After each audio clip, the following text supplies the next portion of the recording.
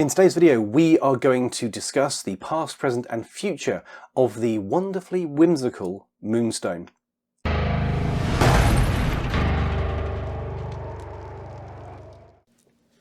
quick addition from Late Night Editing Hydra. When I came to put this interview together, I discovered that my recording software had not only messed up the video sync throughout the entire interview pretty much, but it also messed up my audio and made it pretty quiet. I've done the best I can with the audio, but unfortunately the video was a dead loss, so this is going to be more of a podcast. Apologies for that, everyone, but enjoy the interview. Welcome to the Dice Gods. My name is Hydra, and today I am joined by the wonderfully whimsical Tom Greenway from Goblin Games, the master, genius, and creator of the increasingly dominant Moonstone. Tom, welcome to the Dice Gods. Increasingly dominant, I like it. You guys are everywhere at the moment. I can't sort of open a social media platform without there being some glorious miniature from you guys in front of me, so I'm not complaining. Yeah, we've put some lovely miniatures out recently, and we won the UK Games Expo 2003 Best Miniatures. So that's proudly displayed now in my cabinet at home. Didn't you get like all of the awards that year? Was that the year? Well, I wasn't going to say, but you know, there's no space for modesty here. So, be honest now. Be honest. Yeah, we won Best Miniatures in the judges' choice and the people's choice. And we won Best Miniatures Game Rules in the Judges' Choice and the People's Choice as well. Yeah, so it was pretty good. Just decided not to leave anything for anyone else. Yeah, I actually felt bad. I genuinely felt bad. Not for very long. No, that passed. Because if I remember correctly, you were up against people like Shatterpoint and 40k 10th edition. Yeah. The small companies. Yeah. The ones no one's heard of. A couple of other little guys. How did that feel? I mean, I may have posed quite a lot. There's some videos of me out there strutting around and pouting and pulling power poses. So yeah, I felt pretty good in that moment. Well deserved. Right. Anyway, let's dive into this.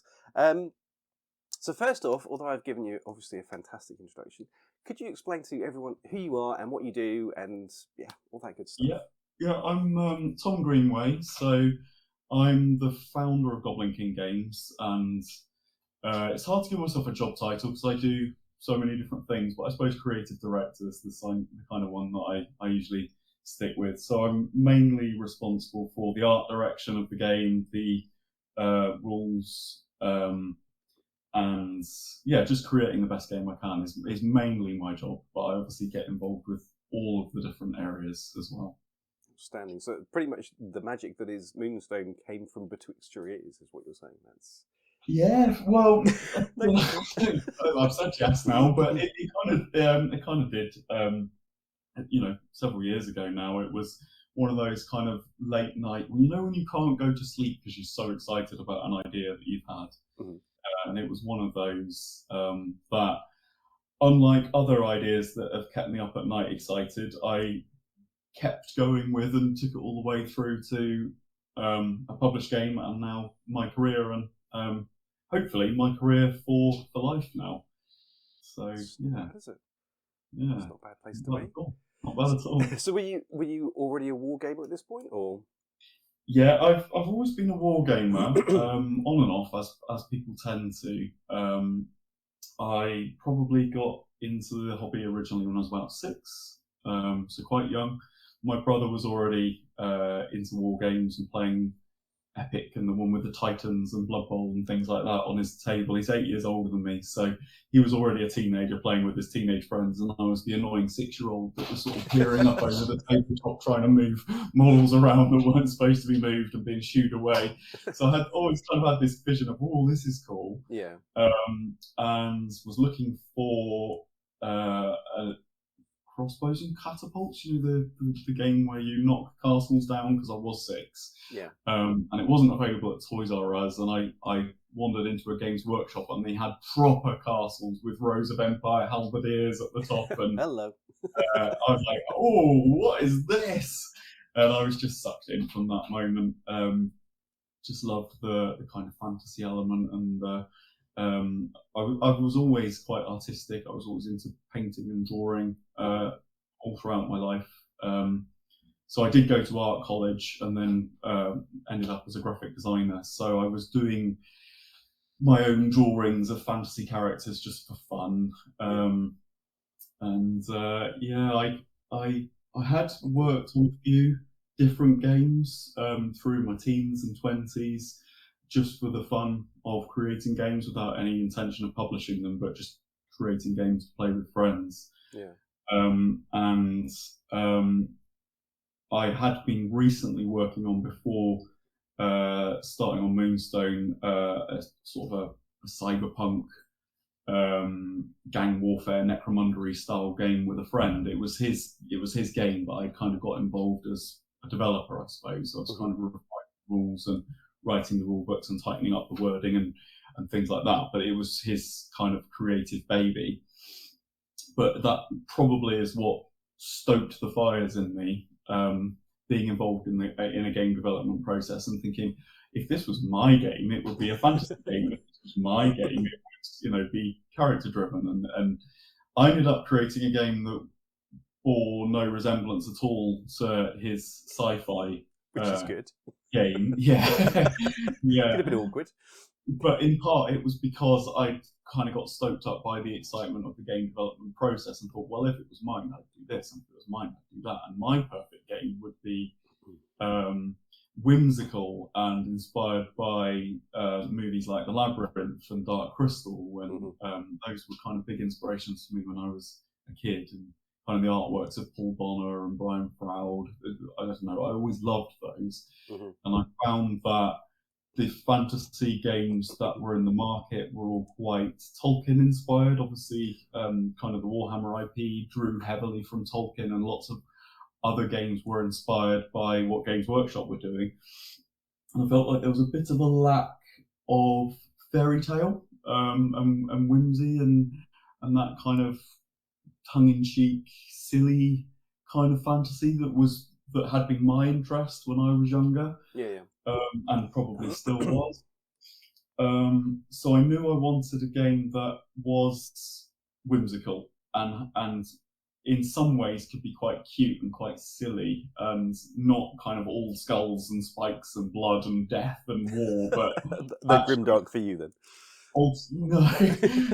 This alternate world which is full of a little bit Terry Pratchett, with little in-jokes and tongue-in-cheek references and some kind of very sweet and quaint bits, but actually with some dark undertones as well when you kind of scrape below the surface. I have this idea of a visual world. It started for me as,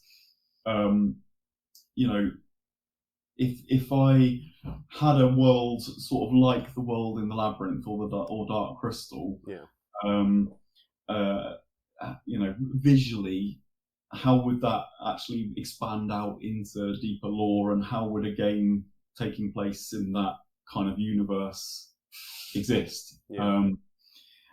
And I was active. I still go to HEMA, Historical European Martial Arts, about twice a month now, but I was doing it about twice a week and quite active in it. So I was really enjoying effectively full speed, full contact sword fighting. And I felt like all of the games that I was playing didn't really represent to me at all the actual dynamics of hand-to-hand combat. You mean rolling to wound and rolling to hit isn't the same as... No. No?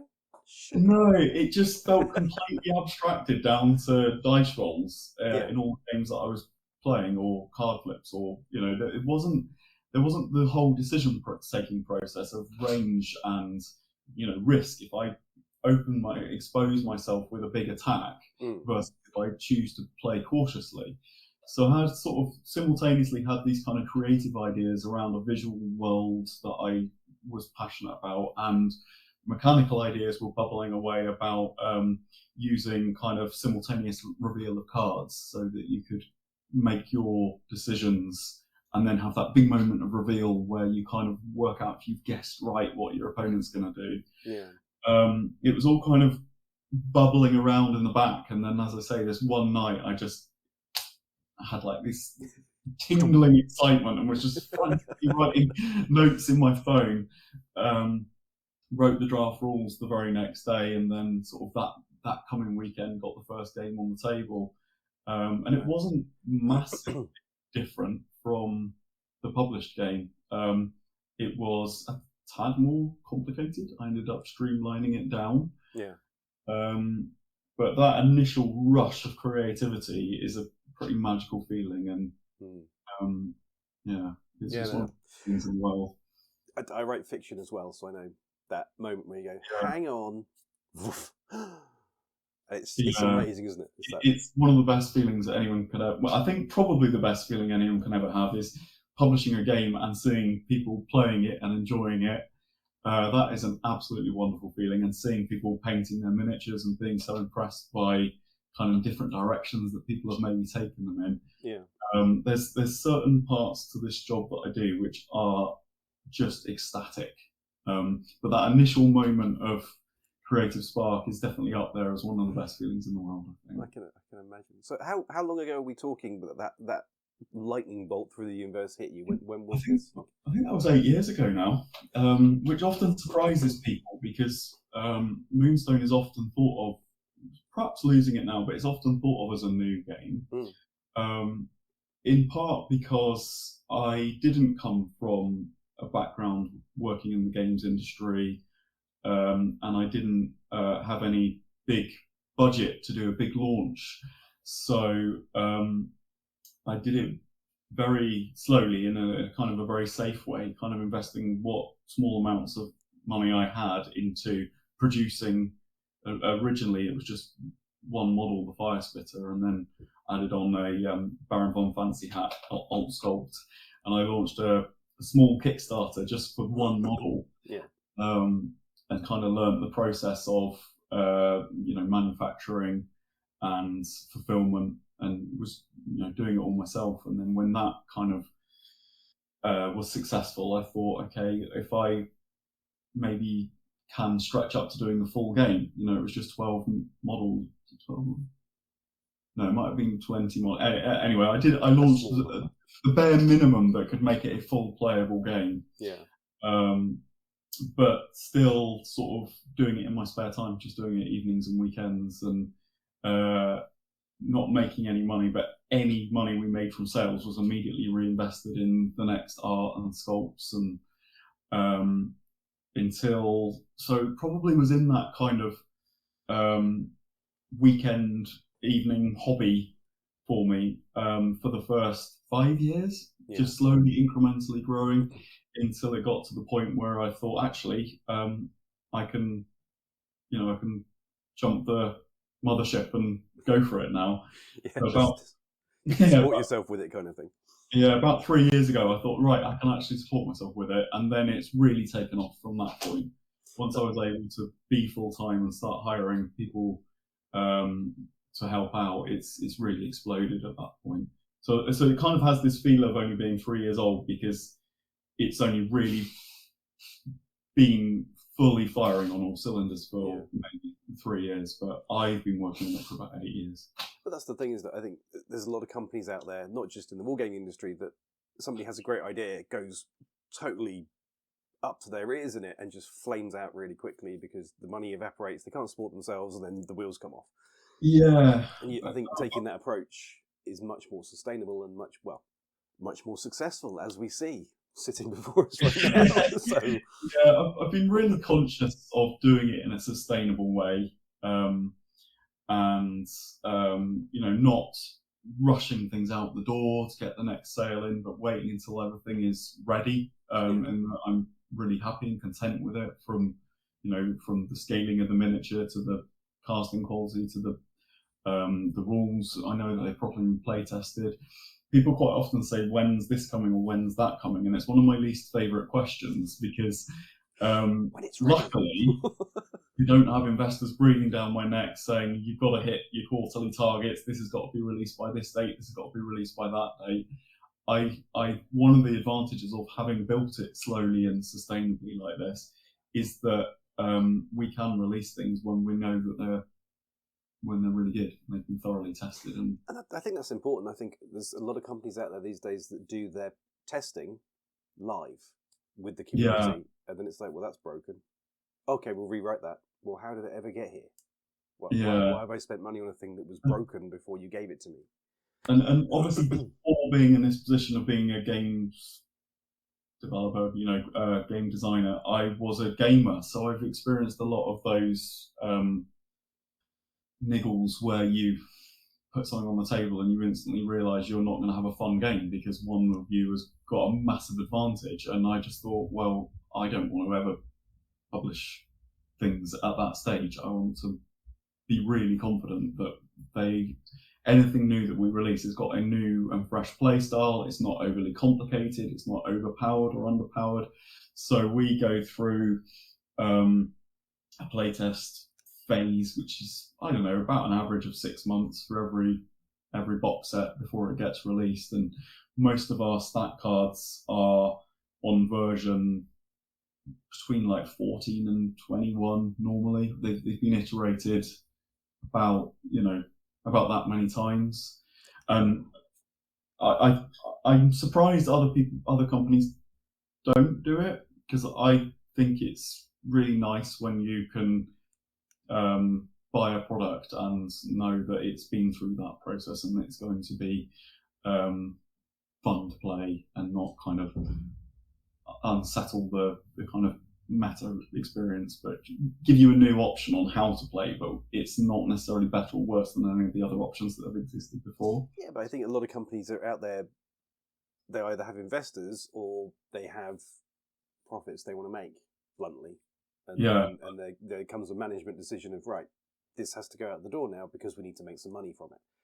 And, again, that harms relationships with your player base, doesn't it? If you give them something that's broken and go, here's a card, okay, you're going to need to print your own one because that one's wrong. Yeah, I think that's exactly the case. And there was a stage a few years ago where I thought, okay, the concept's proven enough that I could get investment to grow it much faster. But I thought, I'm not sure I want investors because I'm going to have to be under this kind of pressure to produce the profits that they want, rather than having a lot of passion in the game and making the best game that I can. Yeah. And I think ultimately you can still be successful by focusing on the quality, because a lot of sales and things are generated by word of mouth. Somebody's enjoyed a game and then they tell their friend, I've really enjoyed this game.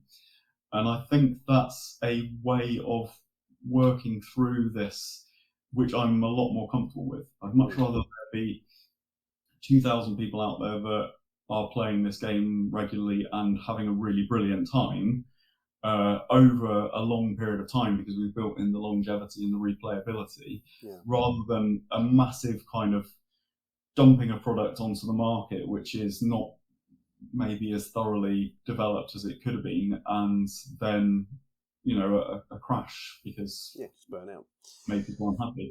No, I mean it's the thing, isn't it? With investors, they're not there for the game; they're there for the return on the investment, which is fine. That's what they're for. But by definition, that is going to change the focus of the business from we want to make the best game to we want to make the best profit. Yeah. And for me, what I want more than anything is I spend a third of my waking life at work. I want to be spending that time. Obviously, I want to be able to make enough money to live, but I want to be spending that time doing things which are enjoyable. Mm-hmm. And if you're delivering things which are being well received, that is very enjoyable. If you're delivering things which are not being well received, I imagine that's quite miserable. And I don't want to be miserable at work. I want to be happy. What a bizarre idea. Enjoying your work.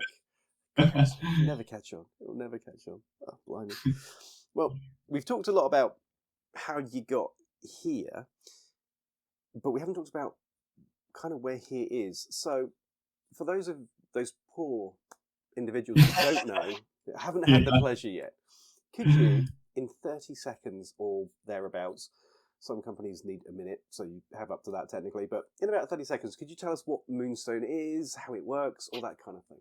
Should have probably started with this, shouldn't I? So Moonstone is the wonderfully whimsical fantasy skirmish game. So hopefully your viewers will be familiar with skirmish games. Small model counts. All of the characters are unique. They're visually unique and they have different play styles. And they're all wonderful little fantasy sculpts in their own right. So it has all the advantages of a skirmish game. It's relatively cheap to get into. It's quite quick to set up compared to larger scale war games. We have unique card mechanics, which I've alluded to already. So there are no dice rolls in Moonstone. We use dice, bizarrely, as the objectives that you fight over. So you start the game by holding a fistful of dice, dropping them on the table. They scatter all over the board, and they are the Moonstones you're fighting over. But all of the conflict is resolved using two different mini card games. So you have quite a lot of player agency. You're always involved in the game. You're never waiting for it to be your turn. You're never hard done by a bad dice roll. You've always got a hand of cards and you're making choices and you're trying to guess what your opponent's about to do, because if you can guess what they want, you can play the right card to counter it. But they're obviously trying to do the exact same back to you, which creates a lot of longevity. I think that's probably my 30 seconds up. Just a bit. But yeah, it's. I have to say, I've seen it played. I've done a lot of research and looked at the system a lot, and looked at the rules and the two decks, especially the one that's for combat, because that ties back to your historical European martial arts. Hey man, spot on. Because I've never heard of that, and then I heard it in a discussion about Moonstone, and I was like, okay. I thought that was sword fighting, but it's not. It's a very specific thing. Yeah, it's relatively new. Slight tangent. It's only really grown over the last maybe 15 years. But essentially, it's looking back at the old manuals and manuscripts from mostly Renaissance era Europe, but it goes through to military saber in later centuries and some early medieval things. But there were professional martial arts instructors in Europe who would teach people how to fight with swords for a fee. Yeah. And a lot of these are written down in beautifully illustrated manuscripts, and people have recently found them and started teaching them. So it's actual historical combat techniques, and it's brilliant. It's really smashing somebody else with a sword, with a set of with guide of how to do it. I mean, awesome. I've got some people I could do. Anyway, okay, but then that inspired a deck of cards. Yeah, it did. Because when you're doing martial arts, you've got a whole load of decisions. Are you going to feint? Are you going to try and get them to move their guard up to the right? Because you're actually planning on hitting them in the leg. Are you just going to, because you believe that you're faster and superior, just going to go straight in with an attack? Or are you going to kind of wait for your moment to counterattack, riposte? There's a whole load of stuff about ranging, trying to step in and step out. And I thought that a card deck was the best way to represent that in a miniatures game, because there's lots of things you can do with cards that you can't do with dice. You can have a lot more information on a card. It's not just a single numeric value. And obviously you can choose at what point they're concealed. You can have a hand of cards, so you've got choices. The hand can be of different sizes to represent different skill levels. So I just felt like cards were the mechanics that I wanted to use. They just opened up a whole load of different options that weren't available to dice. And it, as I say, it kind of all came in a bit of a rush. I was thinking about the kinds of attacks and defenses that I was doing in HEMA, and originally came up with 8, and then I shrunk it down to 6 because I went through a little bit of just a simplification purge on things. So for clarity, the way that the combat works is you have a hand of cards based on the combat ability of the character that you're using. and then you can draw one of those and what you lay it face Yeah. down and then flip. Or... Yeah. So you each draw a hand of cards equal to your melee stat. Mhm. +2 for being the attacker. So more cards in your hand gives you more options, but it also gives you more information, because it's only an 18-card deck. So if you've got 9 of the cards, you've got quite a bit of information about what your opponent might not have. So they're from the same deck. They come from the same deck. Yeah. Okay. And you each choose a card and play it simultaneously. So the cards are things like Falling Swing, High Guard, Thrust, Sweep and Cut, Low Guard, and Rising Attack. Right. So if I did a Falling Swing and you played a High Guard, we both play our cards simultaneously. Yeah. And both of our cards tell us what's just happened in that outcome, because there's a deal column and a receive column. So I can see with my Falling Swing, I've dealt absolutely no damage to you. You've done no damage to me in this exchange, but you now get, because you perfectly defended my attack, you get a free hit on me that you can't defend. It's kind of a parry riposte in that situation. Gotcha. Whereas if I played a Falling Swing card and you played a Rising Attack card, we both hit one another, but I've hit you harder because I have the kind of momentum of gravity in that exchange. If I did a High Guard and you did a Low Guard, our cards say nothing happened. We just look at one another funny. Yeah. So there's no best card. They're all equal. Right. You can predict what your opponent's going to play, and there's lots of different ways you can predict what they're going to play, by looking at your own hand, by looking at their signature move. Every character has got a signature move, so one of the 6 that they can upgrade. They're more likely to always want to play that one particular card if they can. Yeah. If you can predict what your opponent's most likely to play, you can play the best card against it. But they're simultaneously doing the exact same thing with you. And if you just want this character dead because you feel like you're the better fighter in this matchup, or they're carrying more Moonstones, you can just be really aggressive and play one of the 3 cards which deal a lot of damage but tend to receive a lot of damage as well. Right. Whereas if you're just trying to survive, you can pick the cards which don't deal very much damage and generally don't suffer much damage, the guard cards, and you can just be trying to defend yourself frantically whilst they're wailing on you. So it gives you a lot of those kind of decisions which I had experienced in real combat. Yeah, which is much more nuanced and gives you much more control than a D6. It does, and you always feel like you had a choice. Yeah. You might have made the right choice or the wrong choice when the cards are revealed, and that is a real moment of high drama. There's that release of tension where you're agonizing. You're like, should I go for the Falling Swing or the Rising Attack? What's he going to play? Well, I can see that I've got a High Guard in my hand, so he's less likely to have a High Guard, so I'll go for the Rising Attack. Yeah. And then you both reveal your cards and you go, I did have the Low Guard and you defended me, and you now get to hit me back for free that I can't defend. And that's that kind of release of tension when both cards are revealed is quite a high point in the game, I think. Yeah, proper looking over the hand of cards and like, what do you look like you're going to do? Exactly, yeah.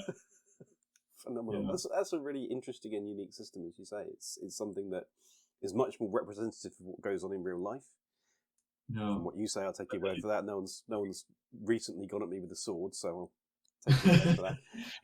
But I can see that, as you say, gives you much more agency with figuring out how that combat resolves. And I think it builds a more narrative experience as well. You can kind of hear what's happened. I've thrusted you. You've done a sweeping cut. You've knocked my sword aside, and now you're going to follow up with your own, triple Falling Swing. It's a very dramatic.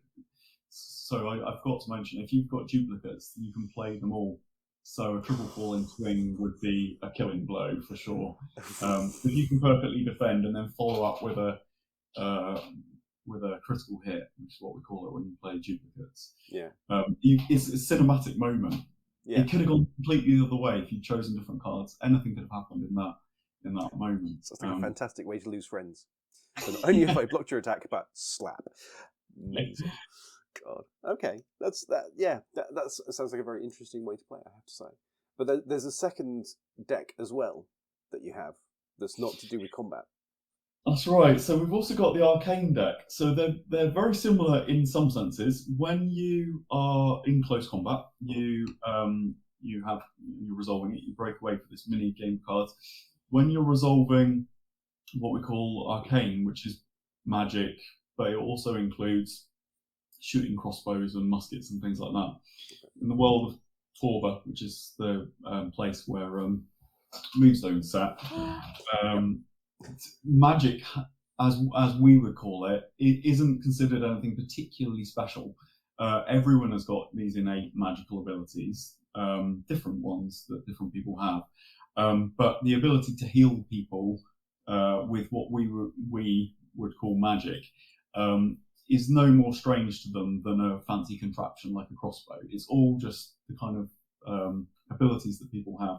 Yeah. So when you're we call it resolving, magic, they call it Wednesday. Get you. Sorry. we call it magic. They call it Wednesday. Yeah, exactly.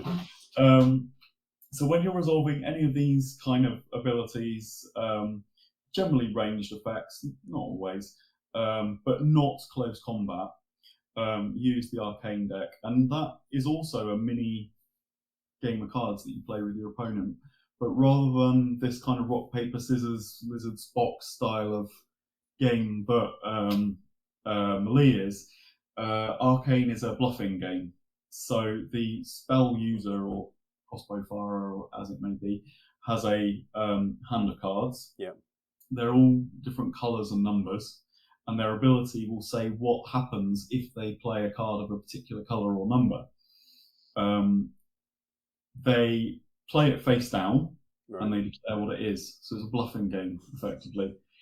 And the opponent, by looking at their hand of cards, or by looking at the face of the person or the situation in the game, whether they look like they'd be willing to risk it or not, has to either just say okay and accept whatever they've said, and it doesn't get revealed, and you just get the effect that you said, or call a bluff. Yeah. If they call a bluff, the card gets revealed. If you're caught out in a lie, the resisting player swaps your card for one of the ones in their hand, so they can change it to a different effect, normally a bad effect. Yeah. Like your string snaps on the crossbow, or set yourself on fire or something.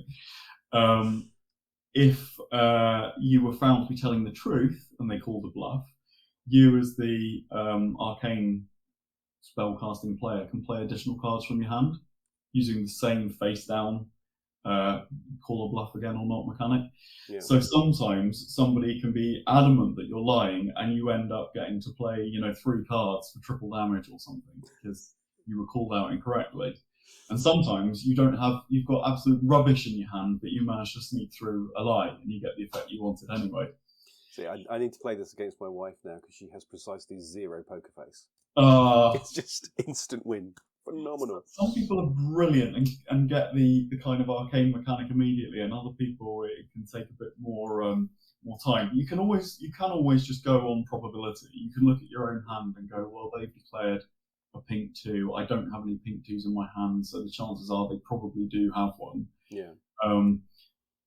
But other people are just excellent at just reading the body language and facial cues of the person that they're playing. But then people get very good at faking their own tells. So just like Melee, it never really reaches a conclusion where you've got it.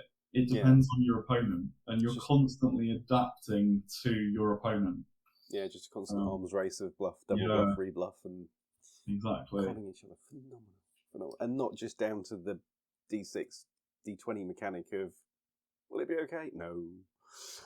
So that's good. Again, lots more control. Okay. So there are currently how many factions in the game?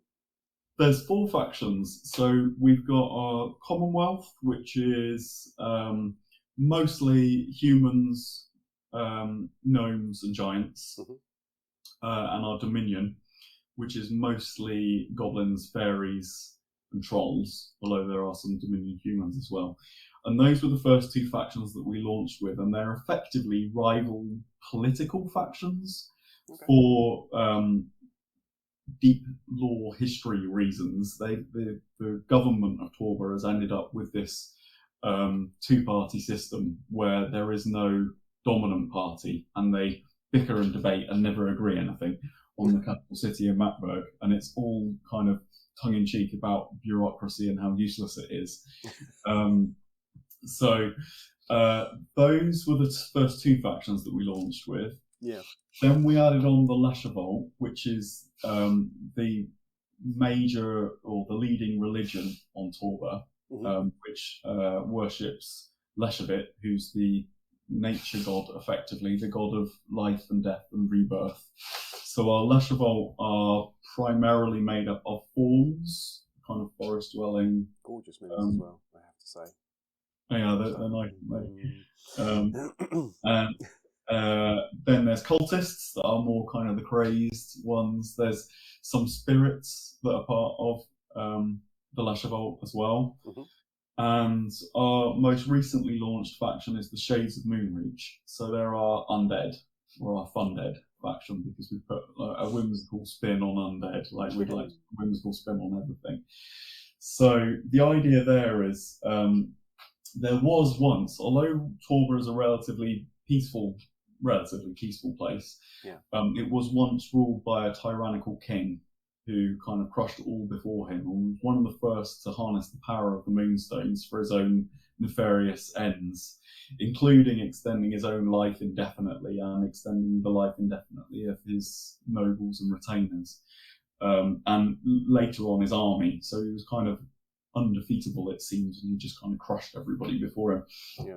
He was eventually defeated by the Solstice Gnomes, who was kind of unhappy, rebellious group who tunneled under his capital city and blew it up. So him and his retainers got buried alive, effectively.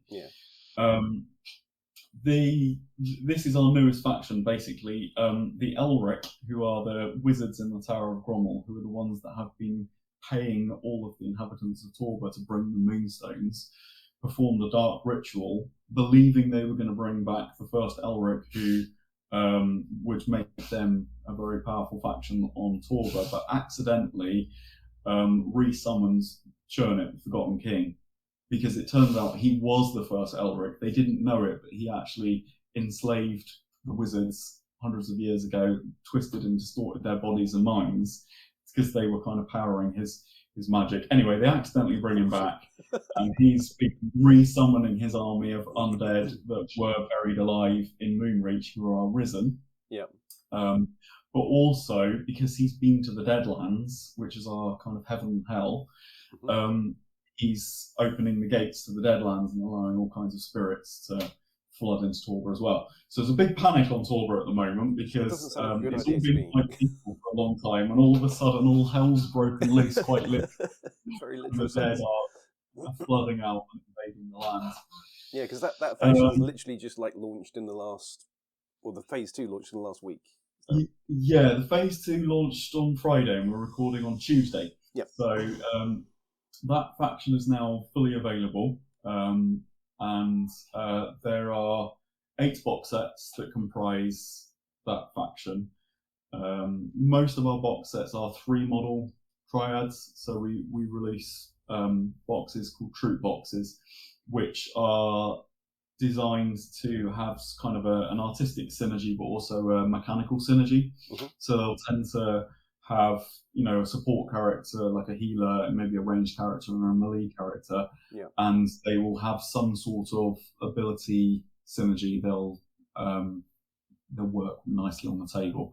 And the idea is that you can choose your faction, and you can choose 2 box sets that belong to that faction, and you can plonk them down on the table, and that's your 6 models, which is the kind of casual gaming standard 6v6. So it's not like a point system, it's just guys that work together from the same faction. Boom. Yeah, exactly. I always liked the idea that you didn't have to worry about spreadsheets and points, and that every character is equal. They're just different. If you're a giant, you've got loads of wounds and you hit really hard, but you don't have much energy, which is so you don't get to make as many attacks or moves. Or you're an amazing spellcaster, but you're quite weak in melee, or vice versa. So there's a kind of a League of Legends kind of, everybody's equal, but depending on what your opponent's brought, it might be that one particular model might be more effective into their list, or you can focus on maximizing your synergies. You focus your troop around the noble keyword, or the soldier keyword, or the spirits keyword, and you bring characters which will give appropriate buffs. But the idea is you can just buy 2 troop boxes, put them down on the table, and they will work. But you can also, from that starting point, add on 1 new troop box of 3 models and unlock a whole new set of synergies. You just looked at the whole wargaming industry and just went nope, didn't you? Just like, no, we don't want dice, we don't want points, none of that. Take it away, go away. Yeah, in a sense, yeah. And I think possibly being kind of independent like I was, but having played lots of games and enjoyed lots of games and potentially seen some of the areas which I didn't enjoy or that other people didn't enjoy, without necessarily having the pressure to follow something that's been done before. I probably did take a lot of risks and did things differently, but I think it has played out quite well. And this idea of not having to worry about point systems, just putting the models you like the look of the best on the table, and I think it has a lot of appeal. I think it's frustrating to people when they love the look of a model, but it's known to be underpowered or doesn't quite work for one reason or another. Yeah, that explains why you have to spend 6 months testing everything to get that level of balance right. But I also want every single model in the range to be somebody's favourite. If it's not somebody's favourite, it's not ready yet. You know what I mean? There's no boring ones. They're all interesting in different ways. Okay, that's cool. But I mean, yeah, that must take, with no points, that must take so much effort to ensure, because we're wargamers. What we love to do is get involved with the system and go, right, how can I break it? Where can I get this bit and smush this bit together? Do you literally, when you're going to put a new box out, do you literally test it with all the other boxes that are out there and just make sure that it doesn't explode? Yeah. Basically. Fair enough. It's not as hard as you might think to balance without points, because there's so many different levers we can pull. There's so many things on a character's card. It's not just a stat line where you've just got a few numbers to tweak up and down. There are some numbers, but there's all the different unique abilities that they have that can be tweaked in lots of different ways. Their energy cost, their range, their the effect wording. There's the number of wounds they have, the positions of the energy placement. There's so many different levers we can tweak. Yeah. What we basically do is we create them deliberately overpowered, and we keep tweaking things down until they are about the same power level as all the other things we're playing them against, where they're at that point where I would definitely use this model in this situation, but in that situation, that other model would be better. And when we're at that stage, then we know that they're done. So some of those first few playtesting are crazy, because we're just like, this ability will be really fun, and let's just put no limits on it and make it, full power and see how it is. And we're like, that was really fun, but that was clearly like too good. So let's push it down a bit and keep refining it down like that. Yeah, phenomenal. So this, with this 4th faction out, is that the final faction? Are there more factions coming? What does the future hold now for Moonstone? Yeah, hot topic. So so obviously when we say we have 4 factions,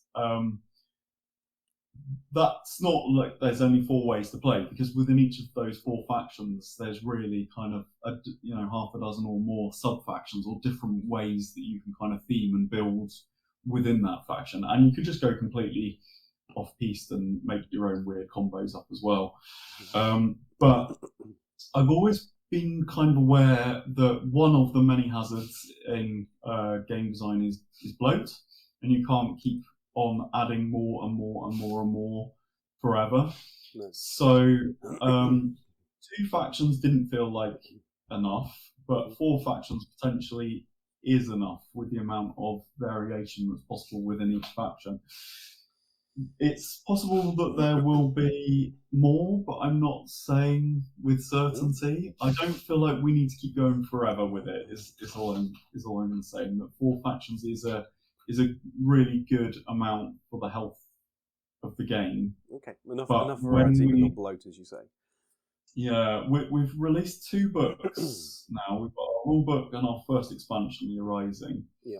it's my plan to take this current storyline, which is the rising of the Forgotten King, King Chernit, through to the completion of that story arc in book 4. So a lot of the models which are being released at the moment, the Shades faction, for example, and all of our most recent releases are models from book 3. Okay. So we tend to release the models, because obviously the models come with the rules. We tend to release the models before the book, and then when the book comes out, it gives you all the background on the stories. It kind of gathers up all of the rules in one place. It normally gives a few kind of alternate ways to play, new scenarios, that kind of thing, and it moves the storyline on. So we're working on that book 3 at the moment, but a lot of the models are from that book are coming out. Right. And then there will be a book 4, which will deliver new things to all of the existing factions, something new, new kind of ways to play, some things people are really going to love that I won't say just at this stage. Loving the hint and the tease of, we've got these great ideas, but we haven't tested them yet. That kind of, yeah, that's how that feels. We haven't tested them, and it's probably too soon, because we'll probably be aiming to release our book 3 maybe towards the end of next year, and it might be that the book 4 isn't until 5 years away, 4 or 5 years away possibly, that we kind of reach the end of that story arc. And I will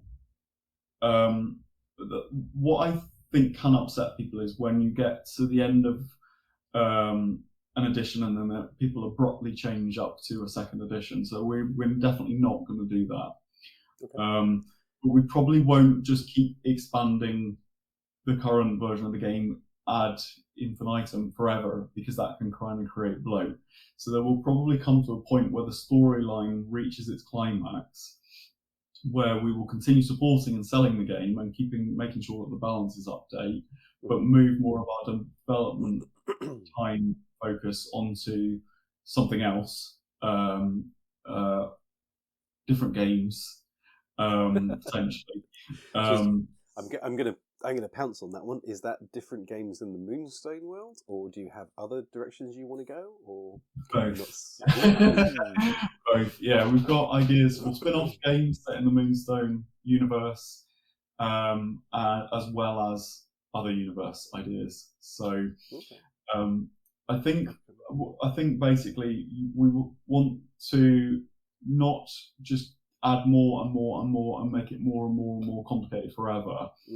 But definitely not.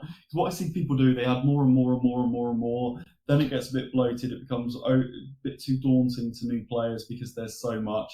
And then they scrap it all. They create a clean sweep. They upset all the incumbent players because they've just bought something and painted something, and then it's no longer tournament legal or valid, and everybody has to start over again, and that can create bad feelings. So I think the best way for the long-term health of the game is to kind of have a point where it does, and we're a long way away from it. We're probably 6 years away from it, but there will probably be a point where we say that's the full range. We'll now allow it to continue to be supported and sold, but not expanded on, and then work on new games. Right. So when you say supported, because the first thing that pops into my head is, if it's just going to sit and it's a complete universe, that's one thing. But would you be looking at potentially releasing new things like new missions, new ways to play into the Moonstone universe? I think we would definitely do kind of new limited editions, that kind of thing. New Christmas, like we always do a Christmas scenario. We do kind of Easter specials. That kind of thing. So things to keep it fresh, but not necessarily make people feel, oh my god, that I don't know how to keep up with this. No. I think it's I've come back 2 years later and it's all changed. We kind of want to really hone and perfect it. I think it's a really refreshing way both to approach a war game and also to communicate to your community that that's the direction you're going. That there is a finite point when this game will be done and you're happy with it. Yeah. And I think that's a really good place to be. As you say, there are so many systems out there that have been going the 5 to 10 years, and they've brought out many, and then you get to a point and they either go, right, slice, those go in the bin and we continue with these and then we add more, or it just gets so vast and so complex and so convoluted that it becomes impenetrable to new players and confusing for existing players, and then they iterate to a new edition. It's like, well, okay, well, half of this that was great is now rubbish, and this that was rubbish is now great. And Yeah. it's really refreshing to hear a designer say, we have a vision, we'll complete the vision, but we'll still keep the system living with new ways to play, new miniatures of existing stuff. Bravo. Yeah, that's kind of the plan. And to be fair, we are still a long way away from getting to the end. You know, we've still got all of Book 4's box sets, which we're kind of trying to work out. We want to make sure that all of the factions get something new, and that there's something, you know, completely new and shiny and surprising as well. So there's a lot of life left. There's many years left before I get to the point where I think, okay, we'll draw a line where we say this is done, and we're gonna you know, continue to support but not expand. Yeah, but it's a fair few years off. We will get to that. No, obviously you it's clear you have a lot of story to tell, a lot of narrative to finish, and a lot of new toys, shiny toys to get out into the world. But yeah, that's a very interesting approach you guys have to the world. I think it's to be applauded. So, okay, last couple of questions from me. I've actually got some questions from Reddit and from some other places, the Dutch community as well. Shout out to Kev. He's got his guys to ask lots of questions. Yeah, you know, Kev. Sorry about him. He's a superstar. Yeah, it does look a bit funny though. Anyway, it's okay. He's fine. He'll get over it. So we're gonna get to those in a second, but I have a couple of last questions for you. First, which I didn't let you know was going to come beforehand, but do you actually get a chance to play your own game for fun? For fun? Well, that's the question. Yeah, because I know the testing is there, but do you actually sit down and go, I ought to play Moonstone? I do occasionally, yeah. So I play Moonstone all the time, playtesting, which is fun. I do enjoy playtesting. I look forward to the playtest days, and sometimes I think, God, I'm lucky. I'm just playing games all day. That's my job today, is to spend all day playing games, But to go and just play purely for fun is quite rare. I've got a 4-year-old, so I feel quite bad going away for weekends and things like that to play. Yeah, so the 3-year-old and the 1-year-old, so I totally feel you. Yeah, for fun was last Christmas, where Mark Tarver organised their Christmas narrative event. It was some scenarios that he'd created, and they were all Christmas themed, and I thought, I just want to be involved in that. So I did go up and just played for fun. And Joe Parsons, who organises our Moonstone and Mushroom Mayhem. I can't remember what they're called. Anyway, our Christmas tournaments basically is planning a 2-dayer next year in 2025. And he's like, you've got to come to this one, you've got to take part in this one. Because I used to, before I had a child, I did used to take part in tournaments. Yeah. I haven't taken part in the more recent ones, although I've attended a few and kind of been the odd man out and done a bit of playtesting and chat to the players. But he's like, no, this is going to be it's our number 10, you've got to come along and take part. I was like, give me the dates well enough in advance, and I'll make sure I can come to that one. If I have to. Yeah, it's one of those things, isn't it, where it's your job, you do get to do it all the time, but for the fun of it, it becomes a little bit further. And I still enjoy playing Moonstone. I do really enjoy playing Moonstone, even after all these years, and even though most of the time that I am playing it is playtesting, but I still really enjoy those playtest games. I guess it's rare when you see how, if you spend your day seeing how the sausage is made, to still enjoy it after that. You know, I think that's a very rare thing. I've spoken to other people in the industry who are like, oh no, I go home, I'm done. I think in part it's because Moonstone can't be cracked. you can't just maths your way out of it. You can't just know that this is the optimum move, because everything you do depends on what your opponent's doing. There are 1,000 people who just heard you say that. Right. They will do their best to break it. That's war games for you. But no, it's a good place to be. That it has that element of pure control. You know, with so many systems, you have a degree of control, but it ultimately comes down to whether the dice can be bothered. Mm. And if they can't, it doesn't matter. You know, it doesn't matter Yeah. how good your tactics are. I think, you know, you do get a degree of randomness if you're drawing from a deck. What you get in that hand will limit or free up your options. But yeah, way more control. This is a good thing. Right, last question from me. And another weird one as well, because this is also from my good friend Matt, because it's his birthday today, and he's one of your players. And I said to him, do you have a question for Tom? Happy birthday, Matt. Oh, you're going to make him very happy with that. He'd like to know, as would I, which is your favourite miniature inside of the whole range that's out now, and which is your favourite faction? That one's from me. He was focused on the mini. The problem with me is I'm always my favourite is normally whatever we've just released, because every time we make something, I want it to be somebody's favourite, and so I am most excited about the Shades faction at the moment. I always had a bit of a soft spot for Commonwealth, particularly Commonwealth humans, because a lot of people think, oh, humans are boring, but I just have a soft spot for puffy slash puffy sleeves and kind of all that Renaissance era stuff. And I like the ordinary guys in fantasy worlds for some reason. But I think the Shades faction with their particularly the psychopomps. Mm-hmm. So when King Chernit opened the gates to the Deadlands, a bunch of spirits, which are basically inhabitants, different races who have died and gone to the Deadlands, have emerged back. But they've brought with them these crazy little minions that are basically the servants in the Deadlands. Mm-hmm.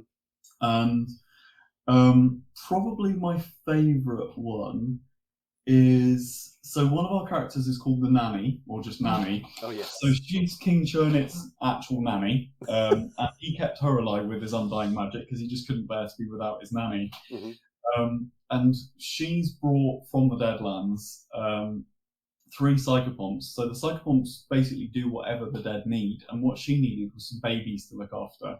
So these 3 little weirdos are dressed up in baby outfits so that she can nurture them. So they're called Sprog, Pookie, and Urchin. And I think Urchin, who's this really weird long-nosed psychopomp wearing a nappy and with a fake dummy in his mouth, a little fake rattle, he's just pretending to be a baby for her, is possibly my favourite model of the moment. I have seen them. They do look epic. It has to be said, especially that. Yeah, they're just so weird and creepy and cute all at the same time. But that's one of the box sets that just went live on release on Monday. So a sales tactic. That's what he's doing it for. Friday just been, sales tactic. Buy our stuff. See how it is. But I quite often find that whatever is the thing I've most recently been working on, most recently released, is the thing that I'm most excited about. You're a sucker for the new hotness, basically. Yeah, basically, yeah. That's what it comes down to. Can't argue with that. That's a perfectly legitimate way to go through life. Okay, so let's move on to questions from the Reddit and the Dutch community as well. This comes from the phone. We've kind of covered this one already. Previously, you've said the aim was to end Moonstone with 200 characters and 4 factions. Is that still the plan? Kind of. Yeah, basically, yeah. 6 years time. I've got a 10-year plan, and I think it makes sense to follow it. Yeah. Goblin King Games, I mean, you know. Yeah, no, absolutely. I think it's a solid plan. It makes a lot of sense, and it's really nice to see that kind of forethought of this is when the system is done, rather than buy our stuff forever. Yeah. Right, so how do you feel the Shades have challenged the Moonstone meta? And some narrative about the community's really embraced them and the unique mechanics, but how do you feel they've changed the meta? What do you think? So the reason, obviously they're still relatively new. Well, they're very new, and they're going to take a bit of time for people to learn all of the tricks and the different troop builds that you can make. One of the troop builds that's focused around the Echo of the Forgotten King, for example, has only just been released, and the Nanny and Igor the Servant, which was also in this recent release, are a big part of the troop that you can build focused around him. So it's really, really new. We're keeping an eye on the data. Joe Parsons, our lead developer, loves data. He's a statistician in his other job. So he ran one of these Mushrooms and Mayhem tournaments, Moonstones and Mayhem. It's Moonstones and Mayhem, I'm sure. I don't know. Just correct in the comments, guys. Yeah. He has no ideas. He ran number 8 about 2 weeks ago, and that was a 32-player sold-out event. And I think it had about 8 Shades players. Wow. And if you look at the table of standings, they're all over the place. There's one in 2nd place, there's one in 6th place, there's one in 10th place, there's one in 20th place, there's one in 23rd place. They're spread out really nicely. Okay. And if you look at all of our not ranks tournaments, can't remember what we call them, but the ones on Longshanks where you kind of follow our tournament player pack so that it's standardized. They're sitting at around 57% win rate at the moment, which is pretty good. Yeah. It may be that they're slightly above 50% because some of the longer term Moonstone players that backed them in the Kickstarter got their hands on them earlier, so it might be that they've been used in the hands of more experienced players. That's also when you get new mechanics come into a game, players are kind of like, well, how do I deal with that? Yeah. So we're happy at this stage. We're obviously keeping an eye on it, but we're really happy. None of the different ways that you can play the Shades faction seems to be problematic. One of the things that they will shift the meta in, which I think we should question, Psychopomps are these extra models that pop along with your troop. Some of them join you at the start, and some of them can be summoned. They are quite fragile, with only 2 wounds each and absolutely generally no defensive tech. So models which can very efficiently clear them from the board will have received a power boost by the appearance of the Shades. So models which have AoE pulses of low damage, some of the models which gain benefits when they kill an enemy. Mm-hmm. So there's some models like with Insatiable Hunger, when they kill somebody, they get all their energy and wounds back. Those models have all been upped in power level by the arrival of the Shades, if that makes sense. So there's a few characters which were a bit underutilized, which I think people might suddenly appreciate with new eyes because the Shades have arrived. Yeah, they just gain victims, effectively. Yeah. And one of the ways we like to keep an eye on power levels is if we can avoid any kind of errata, but instead bring out a character which is good against something which is currently performing well. Does that make sense? Yeah. So we can kind of iteratively rebalance a lot of things by making sure that there are abilities in new characters which are good at dealing with currently strong performing characters. That's a very cool way to do it. Don't adjust the existing game, just add to it to bring that paper to the rock. And if there's a character which we think, this is a cool character, but it's not appearing in people's lists very often, we'll look at putting abilities on new characters which synergize well with that character that's currently not being picked very often. Yeah. So there's a lot of things in our minds when we're bringing out new characters. It's very busy. Yeah. This is good. I mean, it leads to that kind of, as you're saying with the Shades, it leads to a stable meta where a whole new part of a faction can be dumped into the middle of it, and it doesn't cause the whole thing to melt down. Yeah, and we don't normally dump a whole faction all at once, but you kind of need to with a new faction because you need enough box sets all released at once that the people using that new faction aren't disadvantaged. Because if there's only 2 box sets available for the Shades, you've only, your choices are made for you, whereas the other factions are able to pick from a dozen different boxes. Yeah, mono builds are not good, especially in this type of system where. Yeah, so if we only launched 2 new Shades boxes, they'd either have to be powered up to be competitive against the fact that other people have got more choice, and then they would be too powerful in the long run, and we'd have to nerf them back down with errata, which would suck. Yeah. Or you bring them out at the right power level, but they feel underpowered because people don't have as much choice. Yeah. Does that make sense? Yeah, no. So to launch a new faction, we have to dump about 8 box sets all at once. So that's why 2024 was all about the Shades, because we had a whole load of new box sets to all playtest and deliver all at once. Yeah. That's because it's a new faction, but into 2025 we'll be going back to our previous way of smaller releases, so we keep giving something to all of the factions. Yeah.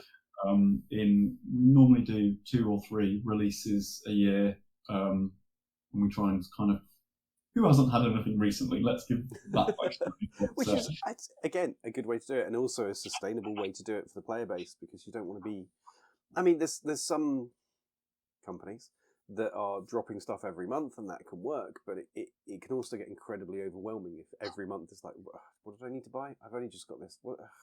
Yeah. It's nice that there is a more manageable release schedule from the Wargamers Pocket perspective. So this is good. Yeah, I think 2 to 3 a year is a good level for us, where we're not rushing things out. But as you say, it's good for players as well, because it's not so fast and furious that if they take a break for a bit, that they feel like they can't get back into it because too much has changed. So. But things are still fresh, which is it's the ultimate aim. Okay, next question. When will the next campaign narrative book be available? Next Christmas, you said, or thereabouts? Yeah, I think we're starting on it now, but obviously these books are 200 pages long, and that's a lot of narrative for Susie to write. She's started, but it's going to be another 14 chapters of storyline and all of the bios for all of the characters and story scenarios. So there's just a lot of lore to write. There's some gameplay expansion kind of stuff, like in the Horizon we wrote rules for campaign play. Mm-hmm. So there'll be something similar, so alternate ways to play, kind of rules to test and nail down. Yeah. And lots of photography. Most of the art is done now, but we'll still want, like, basically there's still quite a bit to do, so give us a year. You got the words to do, and then I get it. But somebody said that you were talking about maybe doing that as a Kickstarter. Is that a plan for that book, or TBC? We might. Okay. We've done we did the Horizon book as a Kickstarter, so we might do a Kickstarter or we might not. I think we'll work on getting it closer to completion before we decide on that, I think. Okay. What I don't like to do, if I can avoid it, is take people's money in Kickstarter too far before the point that we can deliver it. Because the whole time that you've got people's money and you haven't delivered it, you feel this kind of pressure and this weight on your shoulders to get stuff out the door. So I think you're just doing this whole wargaming thing wrong, aren't you? You don't have guys, you've got a full plan, and you're not taking people's money long before you deliver. I don't understand. I'm so confused. So I think we'll be working on the book all throughout next year, whilst delivering new box sets for all the factions, and then later on next year, I'll have a firmer idea of how we're going to launch that new book. Does the book have a name yet? It doesn't. Oh.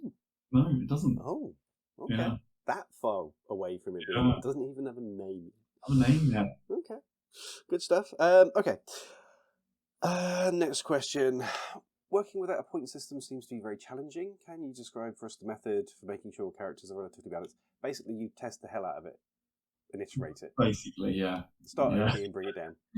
Yeah, we because the thing is with Moonstone, as I've said a few times, you can't crunch your way through it with maths. You just can't. Yeah. You can't look at a stat and think, okay, well, the average roll is going to be on a d6 is 3.5, so I'm multiplying my stat of 6 by 3.5, and on average I'll get this many hits, and you can't maths it through. it's deliberately like that so that you can't solve it, but it does mean that the only real way to know how a character performs is to play multiple games with them. And Joe is my lead developer, and he's incredibly smart.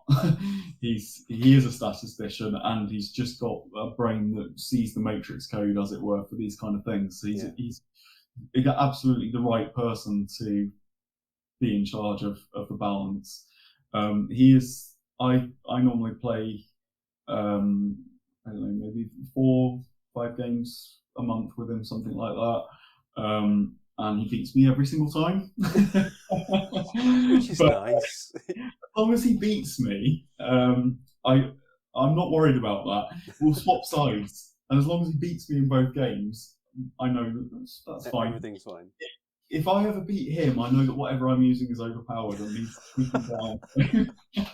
That's one way of looking at it. I mean, he's a brave man to beat the boss and the creator of the system all in one go. That's all I will say.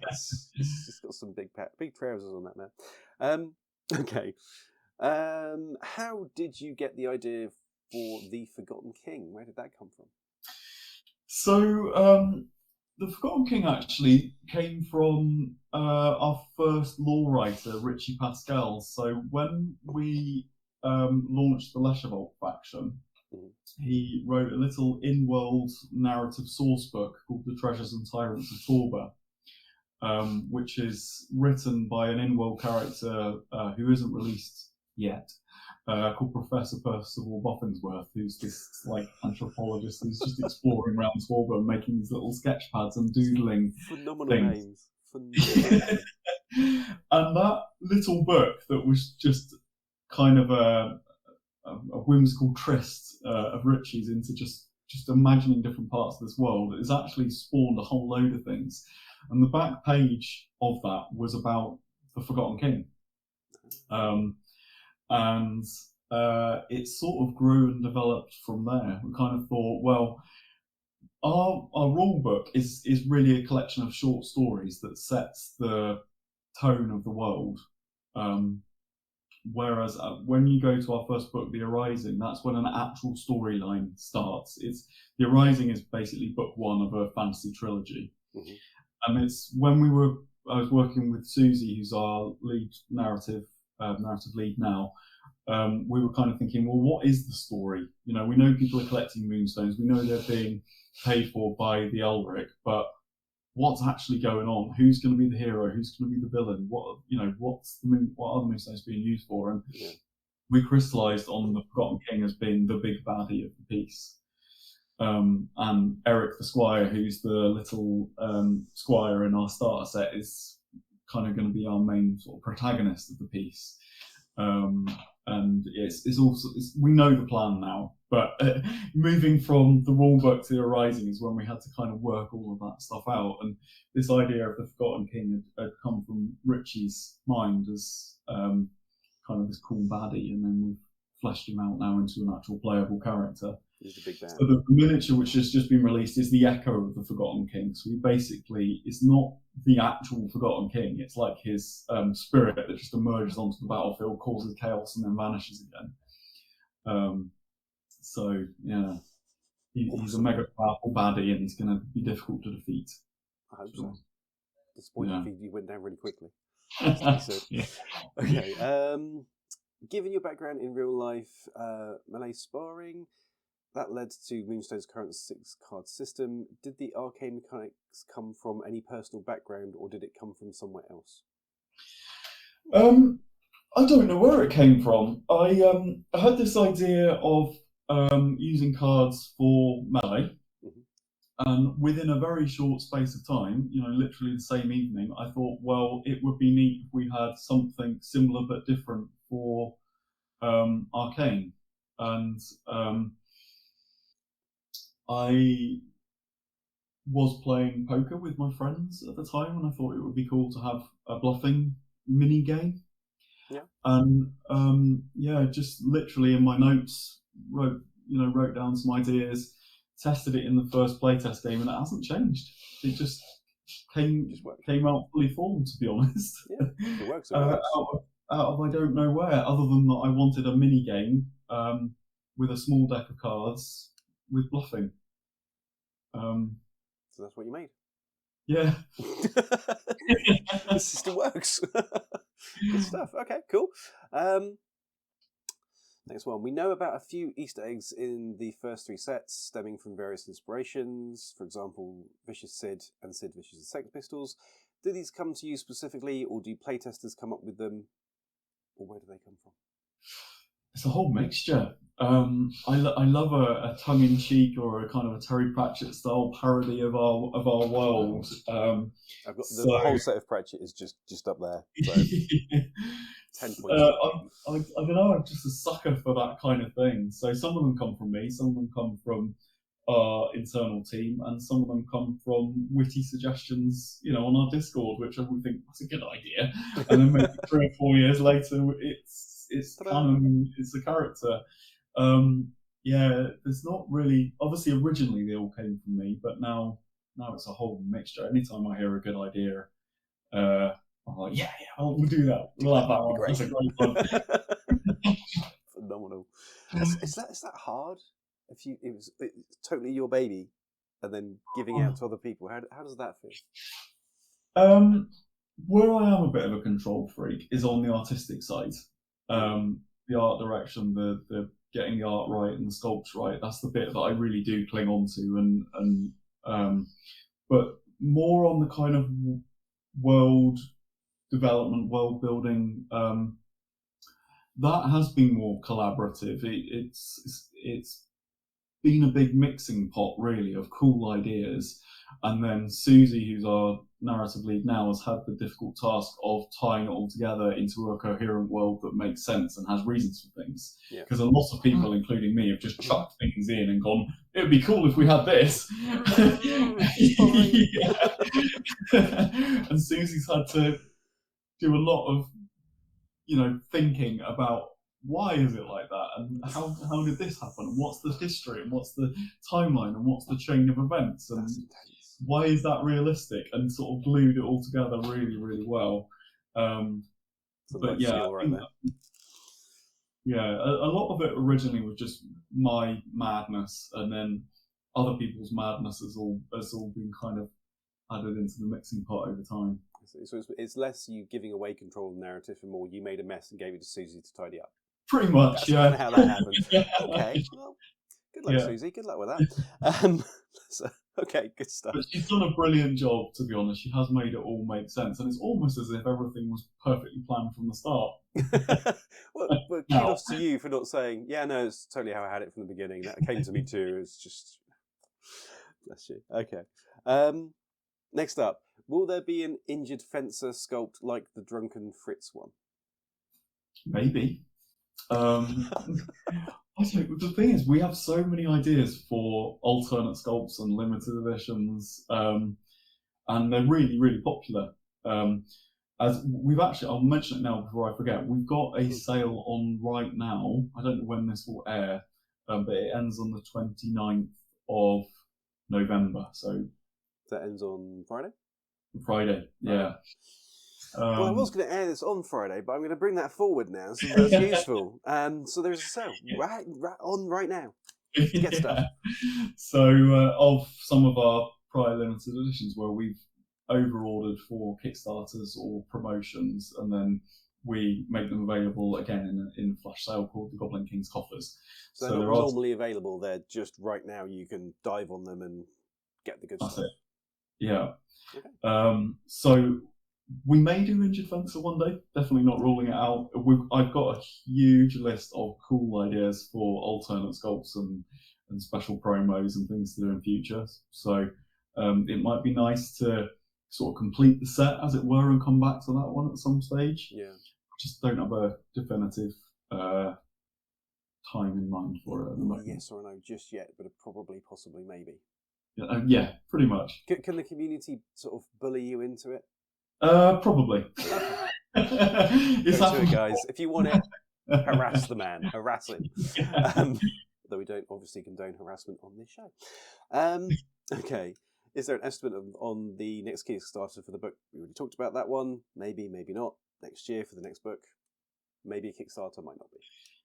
Yeah, essentially,